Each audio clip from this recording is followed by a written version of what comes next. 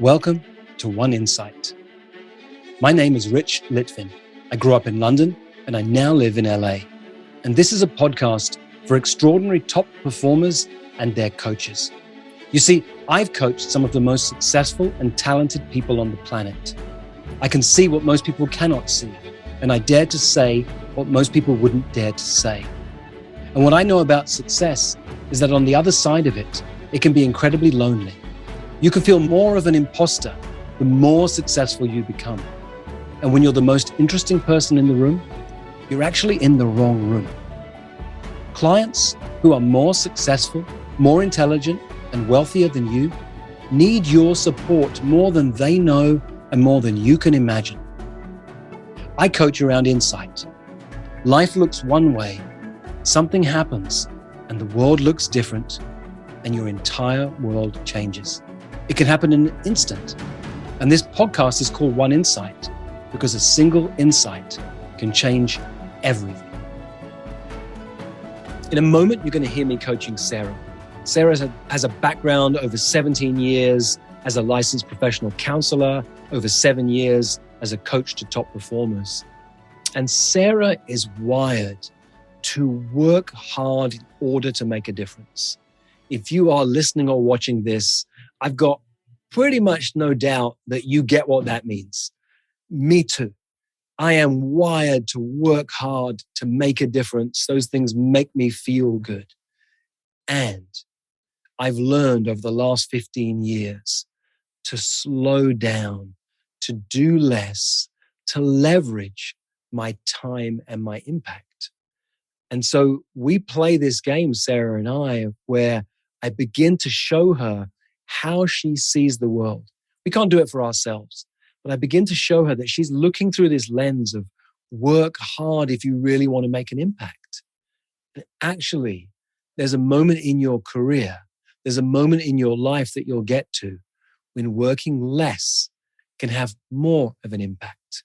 When you get to leverage your time, your impact, your focus, and your commitment. I had real fun playing with Sarah because I understand how she thinks. Because I think that way too. And I've had to rewire the way I show up in the world. I call this one leverage. Enjoy. Hey, Sarah. So we were just talking before I hit record. We just spent some time together in Santa Fe, New Mexico. You're a member of 4PC. And one of the things we talked about as we were about to head off was what could we do over the next 3 months that could have a real jump in our life and career, that could really have an exponential effect? What are 1, 2, or 3 things that could have an exponential effect? And you said, I'd love to talk about this in this coaching conversation. So tell me more about your side and we'll see where we go. Yeah, I loved the concept of multipliers because I think so much of the time there's so much I want to do. And I'm spending time as CEO of the company. I'm spending time coaching my clients. I have a lot of people reaching out to connect with me and I'm actually really enjoy that. So then I end up maybe losing sight of what is most important to move the business forward. Right. So I'm hearing a number of distinctions right now. The first one is, have you done an energy audit recently? And if you don't know what that means, tell me. I do know what it means. I probably haven't done one recently, but I am mindfully thinking about it almost every day as part of my daily check-in and sort of getting ready for the day. I think there's something more than the constant thinking about it. The tool is very simple for anyone who's listening. You can Google my name, Rich Litvin, and the words energy audit, or you can grab a piece of paper and draw a line down the center. And you have 2 columns simply. What energizes me and what drains me. And what you need to do, where it will become helpful, Sarah, because it's people, places, things, habits, and thoughts are the 5 buckets that I've seen are really valuable. So people, places, things, habits, and thoughts. What people in your life are draining you and which people are energizing you? You know, which aspects of, you may have heard me share this before. I once had a client say to me, well, my mum drains me of energy. And I said, well, all the time, you want to cut her out of your life? And she said, no. And what we worked out is to create a way that instead of going back home on a Friday night to the childhood home she grew up in where all her stuff would come up, she'd meet her mum for lunch on a Thursday afternoon in a public place in a restaurant where they'd meet as two adults and two peers. And so you can shift the energy of a person who's draining you without necessarily removing them completely from your life. So that's the first thing. I'd consider doing an energy audit formally. And I encourage you to do that at least once a quarter, because it will really kind of show you what's going on, what's taking energy away from your life and what's energizing you. Yeah, excellent idea. I have it actually printed off, but I haven't done it. So that's good. Yep. It formalizes it. It makes it powerful to do that. Then I heard a distinction. Well, let me use this distinction, leverage. I'm always fascinated by leverage. I want to see what's the simplest thing I can do that'll have the greatest impact. What's the least amount of activity I can put in that can have the biggest impact? That interests me. I like to play that way. So I'd consider looking at, once you've done the energy audit, where am I putting a great deal of my energy? And what if it could be effortless? That I think is where we should play, because my winning strategy is work hard. And that's what has gotten me a lot of success in life. But I'm certainly, in recent years, the last year or two, really trying to switch into effortless success. And so many things have become so much easier. But I still think there's something there that I'm not seeing the big picture or connecting the dots to be able to do that. Are you familiar with something called human design? Tell me more. I'll say it simply, it's beyond my pay grade. I don't quite understand it. It's a modality that includes everything from the Enneagram to Kabbalah and the Tao Te Ching. And when someone used human design to tell me my profile, I said, no, you must have typed me wrong. Because they said, what your human design means that you're meant to wait to respond. And I said, no, you don't understand. That's not how I operate. I'm the guy who makes shit happen. I know how to make stuff happen. I work really hard at it. And that's why I've had a lot of success. And I spent 3 years reflecting on this. It can't be right. It doesn't make sense. So I want to put aside human design. I don't know whether that's a great modality or not. But I sat with this idea, this new distinction. Wait to respond. That doesn't make sense. It's not how I operate. And it took 3 years of reflecting on this before I had the insight. Well, that's exactly how I love to operate. Waiting to respond. I thought it meant I'm going to sit on my bed or my couch with a giant bowl of Cheetos on my tummy, watching Netflix all day, waiting for the doorbell to ring. But what it actually means for me is I'm constantly throwing little pebbles out into the universe and waiting to see what comes back. So I run my events like that. I run my programs like that. I coach like that.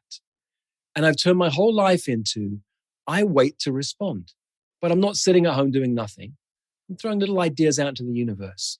Potential business partner here. A possible idea for a coaching program here.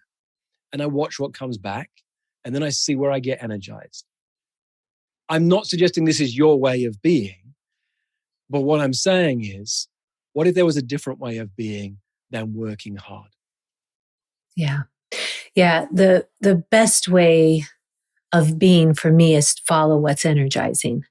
And so that's usually intuition, or it's just what's exciting in the moment. The conversation or the client or activity even. Was it your mum or your dad who modeled most, you have to work hard if you want to be successful in life? Oh, probably my dad, but they both did it very, very well. Tell me more about your father. So he's an educator. Both my parents were educators. And my dad was quite extraordinary as a teacher. We're in the heartland of America. We're in Nebraska. He did outdoor education programs for students before anybody was doing them, won some awards for that. When I was a college student, maybe high school and college, he went back to school to get his doctorate. Then he became an educator at the college level and taught teachers how to teach. He's, a mountaineer. He's climbed all the 14ers, done marathon running, done the Pikes Peak Marathon multiple times. He still never slows down. He's just one thing to the next thing to the next thing. Yeah. And it gives him great fulfillment. And as an adult now, as I observe him and love him, it looks exhausting. As he's still alive, right? Mm-hmm. It'll be interesting to sit down with him at some point and ask him, hey, who modeled for you? Who taught you that you have to work really hard and be relentless to create whatever you want to have in life? Yeah. And what we often find is some of these habits that we have are patterns that go back generations. And we don't see it. We just think most people are unconscious. Oh, why? Of course you have to work hard to have success. That's just how it is. Well, for some people, and actually, was it modeled for you? So just a quick aside for those people who are listening, when I asked, and for you too, as you're a coach, when I asked, was it your mother or your father who modeled this? I didn't know what your answer would be. I didn't know you'd definitely say it was one of them. Usually that's the most common answer. Yes, oh my God, it was one of them. And sometimes that doesn't hit home, that question. But often it really hits home because, oh my God, I heard you sigh when I asked you the question. And so, oh my God, of course. Yeah, that was mum or that was dad. And we feel it.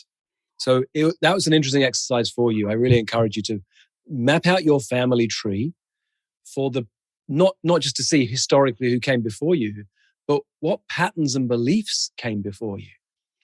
Oh, I'm very aware and could guess. But I think the conversation with my dad is probably a good one, and my mom. She's also highly educated. She went back to get a second or a third master's degree when I was in elementary school. So they both worked hard to make the world a better place in humble ways through teaching and through having foster kids and that type of a thing. Well, look, they've raised a daughter who works hard to make the world a better place. From your background as a therapist, the work you do as a coach right now, that's all that your heart is in. I got to make the world a better place, and I'm going to work hard to do so, and feel fine about it. But we get to this place, if you were raising a young kid, it would make sense to raise them with this little chip in their mind: work hard. But what we don't ever tell kids is that there could be a price that you'll pay. There will be a price that you'll pay. And I want to warn you now to watch out for it. And the trouble is that price isn't usually paid for 30 years or more. And it's usually around about 40s, actually, sometimes 50s, that we get this, oh my God, I'm exhausted.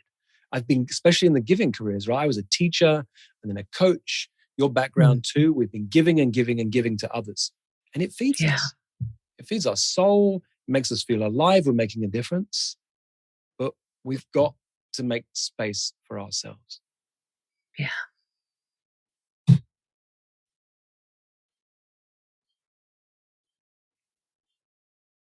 So before I talk about tools like a multiplier, like the tiny things you can do that can leverage your impact over the next 90 days, we've got to look at the way that you're wired, because otherwise you'll find a way to, I've studied every time management technique under the sun. Yeah. You smiling. And I could teach everything from David Allen's Getting Things Done to you name it. I've studied it all. And I used to teach that to clients. But if you take someone who's really busy doing a lot of stuff and you teach them to get better at time management, they thank you. And for about 2 weeks, they have less stuff on their plate. But then what happens is you've taught them to have a bigger plate. And they start to actually put more stuff on their plate because they're still wired the same way. Time management tools just help them do more stuff, not less. We've got to help rejig this mindset that has wired you to work hard in order to make a difference, but to work really hard in order to do so. And my goal for my clients, I'll finish this piece if you hold that last thought. My goal for my clients is to help them to become lazier and lazier as time goes on. Not lazy sitting on the couch watching Netflix all day. Lazy as in, I'm working in my zone of genius, which means when I do 1, 2, maybe 3 things before 9 a.m., I'm the only person on the planet who could do those things. And when I'm done, I'm done for the day.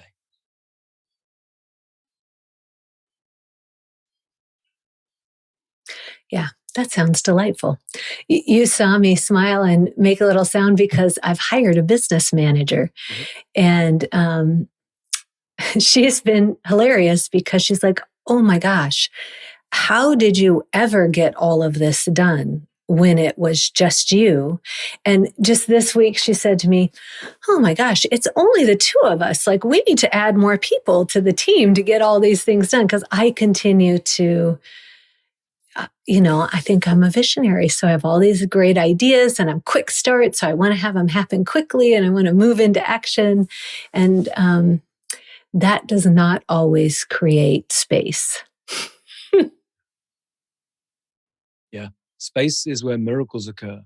So you need to do two things. You need to create, as a visionary, you need to create space up front for dreaming and scheming and for doing activities like this, an energy audit, interviewing your family to find out the patterns that are in you that you can't even see yet. So there's space up front. And then, you're a support person to help you do this, you need to create space down the road. You need space on your calendar down the road, because you are going to create new ideas, new initiatives, new projects really, really fast. And if there's not time blocked out so that in April, I'm only working 2 weeks. In May, I've got a whole week off. Your calendar will be jam-packed for the rest of your life, because that's what visionaries do. We dream, we scheme, we come up with new ideas. And when you hire an implementer, all they want to do is make stuff happen. So there's a bonus of having this person with you. And the drawback is she's now going to help you have more ideas in order to do more stuff, and you'll have even less time, which means you'll make even less impact. Yeah, that makes sense.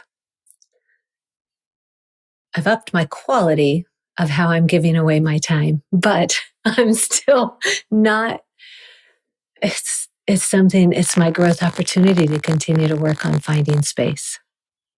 Well, let's pause for a second, Sarah, and check in. Are you complete? Is there somewhere else to go? So we've got 2 multipliers identified. One is to the energy audit, and the other is to create space. And it feels like there may be more. Of course it does. Because you're wired to say more, more, more. And I'm a maximizer. So I think, we have this opportunity. What else? Yeah. Well, I'm going to put it to you that what if that wasn't the case? What if the best thing you could do for your life over the next 3 months is one single thing, the energy audit? What if, if I was only allowed one single tool as a coach for the rest of my life, I had one single tool I could use with a client. I wasn't allowed to ask any other questions, just one single tool. I would ask one question. What do you want? That's all I'd ask them. What do you want? What do you want to create? And then I'd give them the energy audit. And then week after week, we'd come back to the energy audit. And I'd help them remove every person, every habit, every thought that drains them of energy. Week after week, that's all we would do. Remove something, shift it, increase the things that energize them, remove the things that drain them. Everything they wanted would come. You see, right now where you are in this moment, this is where I love to use Zoom, because we have this physical box around us. If you're listening, you have to imagine we're on a Zoom call and you can see us with this box.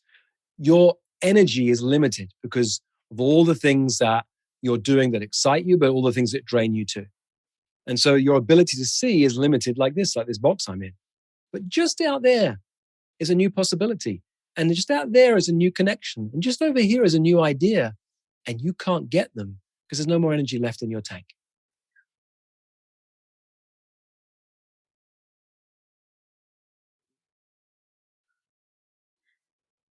Yeah, that's fair. So you can come back to me once you've done this, once you've created the white space and say, hey, can we go deeper? But I refuse to go there today. Okay. I'll do it. In fact, this is the only thing I have on my schedule this afternoon. I'll do it when we get off the call. That's great. And I won't go upstairs, which then I get distracted to do other things. I'll just do it and see what comes up. Nice. And I put it to you, it can be simpler than you think. What if you could do it in 12 minutes or less? Yeah, I think I could. Yeah. Yeah. I think a great question for you is, what if it was easy? Yeah. Have that as a question as you're beginning to think about what's coming next. What if it was easy? And I encourage you to have your support person watch or listen to this episode, so Yeah. they get a sense of how you think. I have a new assistant right now, and I'm teaching her. I'm the weak link in the chain. I'm the one who's always going to say, "Oh, we can squeeze something in there. It's in 3 months' time. I've got nothing on that day. I know it's a free day for me, but this only take half an hour." Right. What happens then is 3 weeks later, we look at the calendar and, well, let's squeeze something else in there. And by the time the 3 months have gone, that day's no longer an empty day. It's full. But I don't notice because it's now just a full day on my calendar. My assistant has to be stronger than me. And she has to be able to stand up to me. I'm teaching her. I can sound like I know what I'm talking about. Out in the world, I can have a big impact. But here, me thinking about my life, I'm the weak link in the chain, and she needs to be stronger than me. Yeah. Yeah.